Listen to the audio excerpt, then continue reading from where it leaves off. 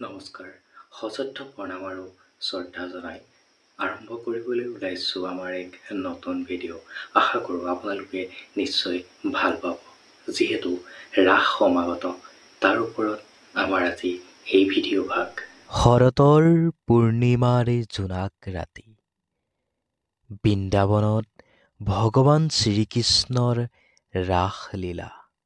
নমস্কাৰ। শৰতৰ পূৰ্ণিমাৰ জোনাক ৰাতি, আকাশত জোনাকে চিকমিকাই উঠিছে। বৃন্দাবনৰ মাটিত জোনাকৰ পোহৰে ভৰি গৈছে।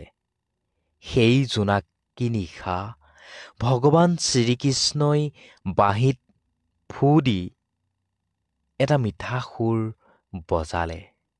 সেই সুৰ শুনি গোপীসকল আপোন পাহৰা হৈ কাম কাজ এৰি কৃষ্ণৰ ওচৰলৈ লৰি আহিল। বৃন্দাবনৰ কুঞ্জবনত আৰম্ভ হ'ল এক দিব্য নৃত্য, যাক সকলোৱে কয় ৰাসলীলা। গোপীসকলৰ মাজত শ্ৰীকৃষ্ণ যেন সকলোৰে লগত একে সময়তেই আছিল। প্ৰত্যেকজনৰ হৃদয়ত তেওঁ উপস্থিতি আছিল। তেওঁ প্ৰেমত সকলো আপোন পাহৰা হৈ আছিল। ৰাসলীলা কেৱল নাচ গান নহয়, ই এক আনন্দৰ উৎসৱ, আত্মাৰ মিলন, য'ত ঈশ্বৰে নিজৰ প্ৰেমৰ জৰিয়তে সকলো আত্মাক একত্ৰিত কৰিছে।